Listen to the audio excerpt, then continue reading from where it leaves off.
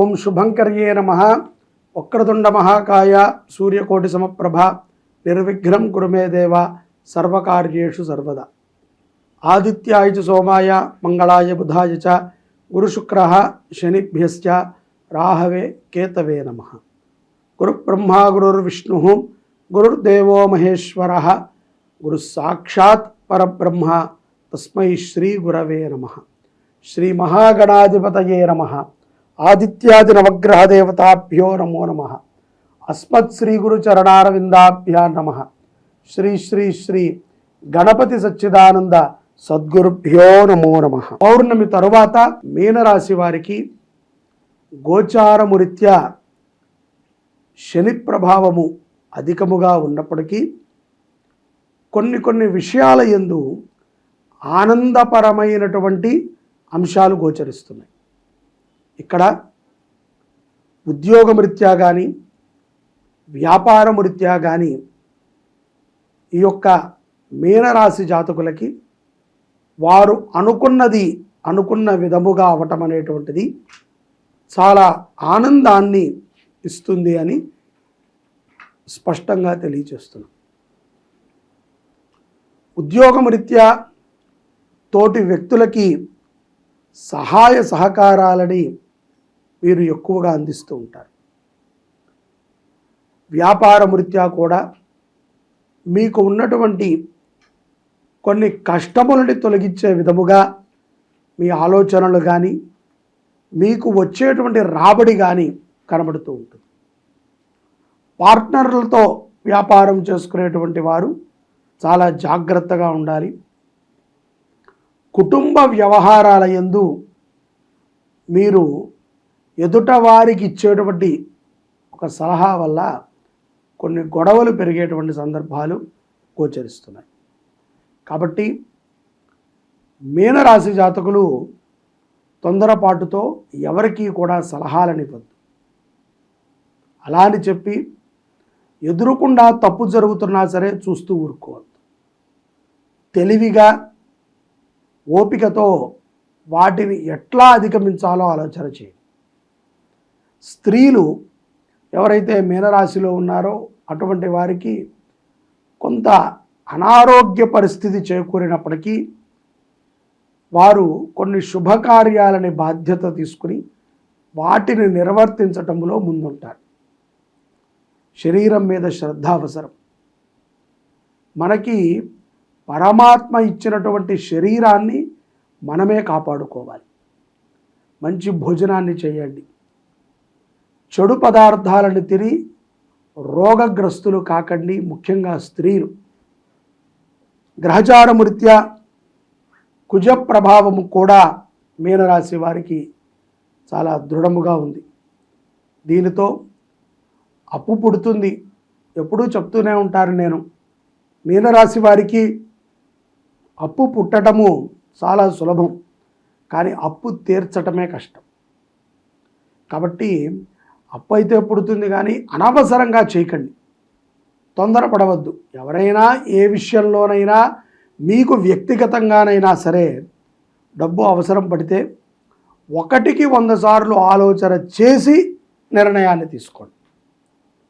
అధికారులతో కానీ మీకన్నా పెద్దవారితో కానీ మర్యాదపూర్వకంగా వ్యవహరించండి. ఎవరి గురించో మీరు కొంత తక్కువగా మాట్లాడారు అన్న విషయం వారికి తెలిసి వారు మిమ్మల్ని కొంత దూరం పెట్టడము మీకు కొంత ఇబ్బందికరంగా ఉంటుంది. విద్యార్థులు మీనరాశిలో ఉన్నటువంటి వారు ప్రేమ వ్యవహారాల యందు అస్సలు దూరకుండా ఉండటం మంచిది. లేకపోతే వాటి నుంచి కొన్ని ప్రమాదాలు పొంచి ఉంటాయి. అలాగే మీనరాశిలో ఉన్నటువంటి విద్యార్థులు విదేశాలకు వెళ్ళి చదువుకోవాలి అన్నటువంటి మీ యొక్క ఆలోచన దృఢముగా ఉన్నట్లయితే సక్రమమైనటువంటి ప్రయత్నమే చేయండి. ఎక్కడా కూడా వెనకదారిలో పైకి వెళ్ళి చదువుకోవాలి అనేటువంటి ఆలోచనని కట్టిపెట్టండి. దొరికితే గనక జీవితం మొత్తము కూడా వ్యర్థమవుతుంది. ఉద్యోగ అవకాశాలు లేనటువంటి మీనరాశి జాతకులకి ఈ మాసంలో పౌర్ణమి తరువాత 10వ తారీఖు తర్వాత ఉద్యోగ అవకాశాలు మెరుగుపడేటువంటి సందర్భాలు స్పష్టంగా గోచరిస్తున్నాయి. ఇష్టదైవాన్ని నిత్యము కూడా స్మరణ చేయండి. అలాగే భగవంతుని యందు అపారమైనటువంటి నమ్మకముతో విశ్వాసముతో నడవండి.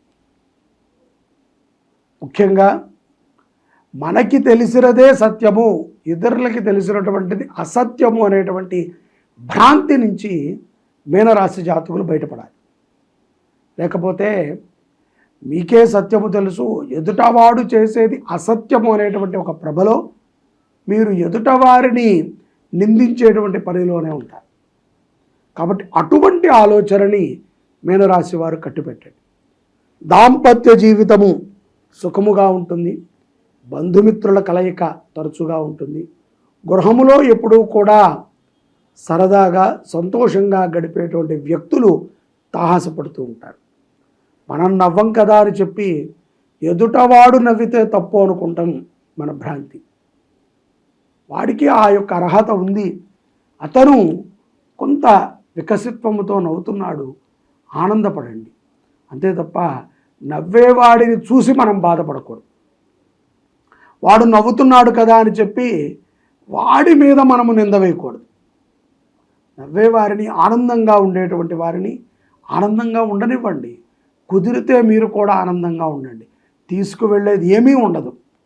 అంత్యమున ప్రతి పాపానికి కూడా మనం పరిష్కారం చేసుకోవాల్సింది. కాబట్టి సరదాగా ఉండండి. ప్రతి విషయాన్ని కూడా ఒత్తిడిగా ఆలోచన చేయకండి. ఏదో ముంచుకొచ్చేస్తోంది, చాలా పెద్ద ప్రమాదం జరిగిపోతుంది, ఇప్పుడు ఆలోచన చేయకపోతే మన జీవితం కష్టము అన్న విధముగా మాత్రము మీనరాశి జాతకులు జూన్ మాసములో ఉండవద్దు. ఏ మాసములోనూ ఉండకూడదు. ఆమిత్యము ఈ యొక్క జూన్ మాసంలో, జ్యేష్ఠ మాస ప్రారంభంలో కొన్ని ఇబ్బందులు మీకు ఆ విధంగా ఏర్పడతాయి. చిరునవ్వు నవ్వేటువంటి వారిని చూసినా కూడా కోపం వస్తుంది. చిన్న వ్యాపారములు చేసుకునేటువంటి వారికి ఆర్థిక లాభములు ఎక్కువగా ఉంటాయి. అలాగే దైవభక్తిని కలిగి ఉంటారు. మొక్కుబడులను కూడా ఈ యొక్క జూన్ మాసములో మీనరాశి జాతకులు తీర్చుకుంటారు అనటంలో ఎటువంటి అతిశయుక్తి లేదు. తల్లి ఆరోగ్య విషయమై మీరు తీసుకున్నటువంటి ఒక నిర్ణయము మీ యొక్క అమ్మగారి ఆరోగ్యాన్ని కాపాడుతుంది, ఆవిడ ప్రాణాన్ని కూడా కాపాడుతుంది. పౌర్ణమి తరువాత కొన్ని గ్రహస్థితుల యొక్క మార్పు ద్వారా మనసు చాలా ఆహ్లాదముగా ఉంటుంది. ప్రతి విషయంలో కూడా మీనరాశి జాతకులు ఉత్సాహాన్ని ప్రదర్శిస్తారు. బంధుమిత్రుల కలయిక ఎక్కువగా ఉంటుంది. శుభకార్యాలకి హాజరవుతారు. మీ ఆధ్వర్యములో ఒక కుటుంబాన్ని నిలబెట్టేటువంటి ప్రయత్నాన్ని కూడా మీనరాశి జాతకులు చేస్తారు. గోచారము రీత్యా కొన్ని ఏదైనా అవాంఛనీయములు జరిగేటువంటి సందర్భాన్ని ముందుగా గ్రహించి తస్మాత్ జాగ్రత్తగా ఉంటారు. అతిగా మాట్లాడేటువంటి వ్యక్తులు ఎక్కువగా పరిచయం అవుతారు. మనమే మాట్లాడుతున్నామంటే మనకంటే ఎక్కువ మాట్లాడతారు. దంపతుల మధ్య సయోధ్య కుదురుతుంది. నూతనముగా వివాహమైనటువంటి వారికి సంతాన ఫలము కూడా రాసి ఉంది. మీరు తొందరపడి ఇప్పుడు కాదులే, తర్వాత ఎప్పుడో చూద్దాము, అలా వద్దులే, ఇలా చేద్దాములే అని మీరు అనుకుని ఇబ్బంది పడకండి. ద్వితీయ వివాహము అయ్యేటువంటి సందర్భాలు కొంతమందికి గోచారం రీత్యా కానీ జన్మజాతకం రీత్యా కానీ ఉంటాయి. మొదటి వివాహం అయ్యి ఏదో ఒక అనివార్య కారణాల చేత విడిపోవటము, ఆ యొక్క కారణాల చేత వివాహాన్ని వెతుకుతూ ఉండటము, సరైనటువంటి పార్ట్నర్ దొరక్క ఇబ్బంది పడుతూ ఉండటము, ఈ మాసంలో కొంత మీ యొక్క పార్ట్నర్ అన్వేషణ సక్సెస్ అయ్యేటువంటి సందర్భాలు కూడా గోచారము రీత్యా గోచరిస్తున్నాయి. ఆరోగ్యం పట్ల శ్రద్ధ అవసరము. శరీర వ్యాయామం ఎక్కువగా చేయండి. భగవద్భక్తిని కలిగి ఉండండి. విదేశాలలో ఉన్నటువంటి వారు కొంత ఉద్యోగ విషయంలో ఒత్తిడిని తీసుకోవద్దు. ఉద్యోగం ఉద్యోగమే, వ్యవహారము వ్యవహారమే, కుటుంబము కుటుంబమే. మధ్యమాంసాలకి దూరముగా ఉంటే కనుక ఎన్నో విజయాలని మీనరాశి వారు పొందగలుగుతారు. ముఖ్యంగా కులదైవాన్ని, ఇంటి దేవుడిని నిత్యము కూడా ఆరాధన చేయండి, స్మరణ చేయండి. ప్రతి క్షణము కూడా మనసులో ఒక భావన చెయ్యండి. అతి ముఖ్యంగా ఇంటి దేవుడు చాలామందికి తెలియకుండా ఉంటారు. అలాగే మీ యొక్క గ్రామదేవత తెలియకుండా ఉంటారు. ఇంకా కొంత దారుణం ఏమిట్రా అంటే, మీ గురువు ఎవరు, ఏ గురు పరంపరలో మీరు సాగాలి అనేటువంటి నిర్ణయాలని మీరు తీసుకోవాలి. ఎందుకంటే గురువు లేనటువంటి జీవితము అంధకారం, చీకటిలో ప్రయాణములానే ఉంటుంది. గురువుని విశ్వసించాలి, గురువుతో ప్రయాణము చేయాలి. గురువుగారు ఏది చెప్తారో దానిని తూచా తప్పకుండా పాటించడానికి ప్రయత్నం చేయాలి. అంతే తప్ప గురువుని ప్రశ్నించే విధంగా శిష్యుడు ఉండకూడదు. ఆయనకేం తెలియదండి అని చెప్పి మనమే నిర్ణయం తీసుకోకూడదు. గురువుని ఎంచుకునే ముందే గురువు యొక్క సామర్థ్యత ఏమిటి అనేటువంటిది మనం తెలుసుకుని ఉండాలి. అది తెలియటము చాలా అరుదు. అలాగే చాలామంది ఇవాళ రేపట్లో గురువులు అంటే ఏదో మ్యాజిక్లు చేసేవాళ్ళు, లేకపోతే వెంటనే మీరు అనుకున్న వెంటనే పని అయిపోతే వాళ్ళని గురువుగా తీసుకోవటం, పని కాకపోతే వాడికి ఏమీ రాదనుకోవటం. అతను గురువు అనేటువంటి వాడు మనకి కన్వీనెన్స్గా చెప్పేంత వరకు కూడా గురువుని అన్వేషిస్తున్నారు. ఇది తప్పు.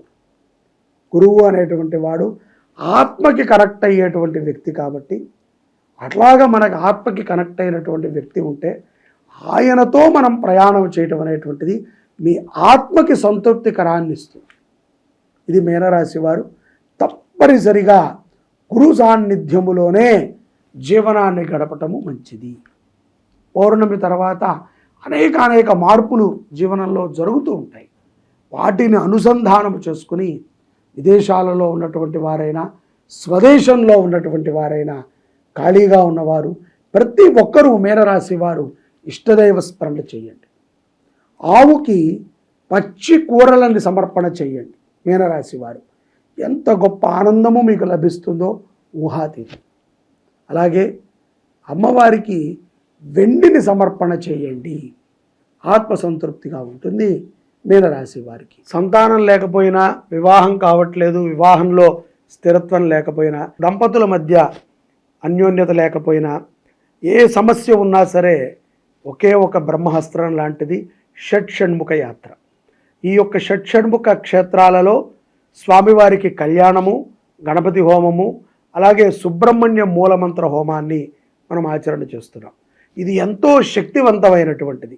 ఏకకాలంలో మనము ఇన్ని క్షేత్రాలలో, ఈ 6 మురుగన క్షేత్రాలలో ఈ యొక్క కళ్యాణోత్సవాన్ని చేసుకుని తిరిగి మనము మన శుభంకరీ పీఠంలో మహాసర్పవల్లి దేవసేన సమేత సుబ్రహ్మణ్యేశ్వర స్వామి వారికి 7వ కళ్యాణాన్ని చేసి ఈ యొక్క యజ్ఞ ఫలితాన్ని సకల భక్తులకి, లోకానికి మనం అందిస్తాం. ఇది ఒక గొప్ప సదవకాశం. దీన్ని ఎప్పటికీ కూడా మనం విడిచిపెట్టకూడదు.